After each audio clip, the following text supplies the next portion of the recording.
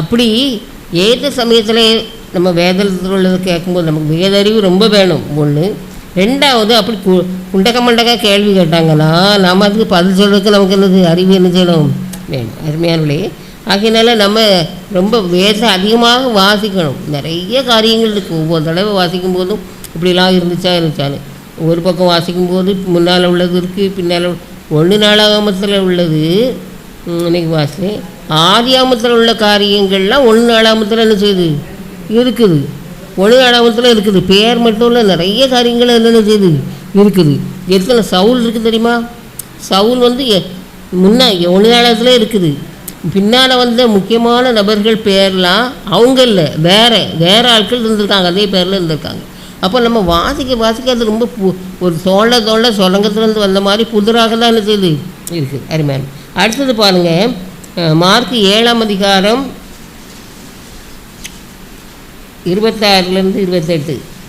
அது நமக்கு நல்லா தெரிஞ்ச விஷயங்கள் தான், எல்லாமே தெரிஞ்ச விஷயங்கள் தான். ஆனால் இந்த வசனத்தை கூட நம்ம இணைச்சி என்ன செய்யணும், பொருத்தி பார்க்கணும்.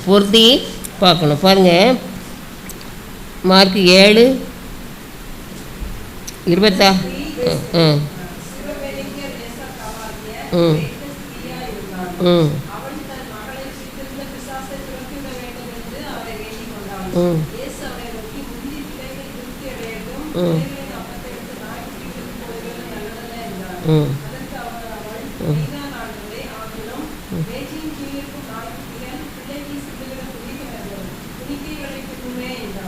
சரி.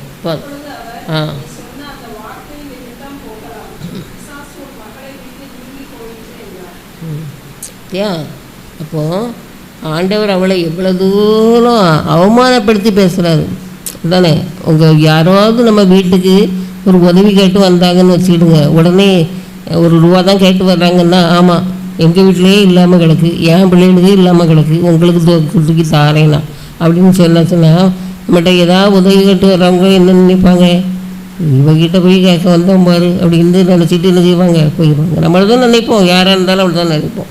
ஆனால் அந்த சிறுபேனிக்காசிரியர் செய்கிற அவர் சொல்கிறார், எனக்கு பிள்ளைகளுடைய அப்பத்தை எடுத்து நாய்க்குட்டிகளுக்கு போடுறது நல்லதில்லை அப்படின்னு சொல்கிறார் மெய்தானண்டவரே. ஆமையா, அதனால் உங்களோட அந்த பிள்ளைகள் சாப்பிட்டு கீழே விழுற அந்த துணிக்கைகள் 1 2 பருக்கைகளாவது விடல, அதாவது நாய்க்குட்டிகள் தின்னும்ல, அதை மாதிரி என்ன செய்கிறேன் நான் வாங்கிக்கிறேன், என் பிள்ளைகள் தின்னட்டையா, என் பிள்ளைக்கு சுகந்தாருன்னு சொல்லி என்ன செய்கிறான், தன்னை தாழ்த்தி என்ன செய்கிறாவா கேட்குறான். இந்த தாழ்மை கூட நம்மகிட்ட இருக்கா? நமக்கு யாராவது நம்ம சொன்னால் சொல்லுன்னு வந்துடுது, சொல்லுன்னு என்ன செய்யுது வந்துடுது. சிலர் நல்லா மழுங்கிட்ட மாதிரி நல்லா மழுங்குவாங்க. மழுங்குற ஆட்கள் நிறைய என்ன செய்யுது இருக்குது. அது அப்படி புத்திலாம் வேணும்னு நினைக்கிறேன். எங்கள் வீட்டுக்கு ஒரு பிள்ளை மீன் கொண்டு வரும், வயசு ஒரு 40 45 இருக்கும். மீனே வாங்கக்கூடாது ஒரு உறுதியில் நான் இருப்பேன். கேட்டை திறந்து உள்ளே உட்காந்துருவாள், அந்த இது நிழலில் உட்காந்துருவாள்.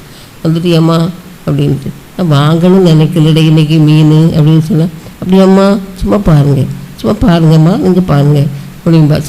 சரி நமக்கு பிறகு இப்படி சொல்கிறாளே வாசலுக்குள்ள உட்காந்துட்டு சரின்னு சொல்லி பார்த்தோன்னா இது என்னன்னு சொல்லி கேட்டதுன்னா, சரி இது வந்துட்டு இல்லாமா கொஞ்சம் வாங்கிருங்கம்மா எப்போ வேண்டாம், அந்த வீட்டில் பிள்ளைகள் மீனே சாப்பிடாது வேண்டாம் அப்படின்னா, இல்லைம்மா அப்படி சொல்லாதுங்கம்மா, நான் வந்துட்டு இல்லாமா கொஞ்சம் வாங்கிருங்கம்மா இப்படியே தான் சொல்லிகிட்டே இருப்பாள். சரி வந்துட்டேன், சரி ஒரு 1/2 கிலோ போடு அப்படின்னு சொல்லி 1/2 கிலோ என்னத்துக்கம்மா காணும், 1/2 கிலோ ஒரு மீனா சும்மா போடுங்க, அதெல்லாம் 1 கிலோ தான் இருக்குது போடுறேன் இப்படியே சொல்லி நம்ம தலையில் வச்சுருவாள். 1 கிலோ 600 ரூபாய்க்கு வாங்க வச்சுருவாள். நான் இவ்வளோத்துக்கு எது சொல்லிக்கிட்டே தான் இருப்பேன். எனக்கு செய்ய முடியாது, என் மருமக அங்கே போயிட்டா என் பிள்ளைகள் உண்மையாக அதுதான், இந்த பிள்ளைகள்லாம் சாப்பிடவே செய்யாது, மீன்லாம் சாப்பிடாது. அப்போது அது சொன்னா அப்படி பேசி குறைஞ்சது 500 ரூபாய்க்கு தான் வாங்க வச்சுருவா பாருங்கள். அப்போது அது ஒரு சாமர்த்தியம், நம்மளை மாதிரி பார்த்தா இன்ச வயது மூஞ்சில் எழுதி வச்சுக்குமா இருக்கும்னு நினைக்கிறேன். உட்காந்துட்டு உடனே சொல்லுவாள், அண்ணன் அங்கே போயிட்டாங்களாம்மா, உங்கள் மருமக ஸ்கூல் போயிட்டாலும் அப்படியே சொல்கிறதே நமக்கு கரைஞ்சிடும் பாருங்களா. அப்போது ஏற்ற வேலையில் சொல்லி இந்த வியாபாரத்தில் செய்து பெருக்கிறது.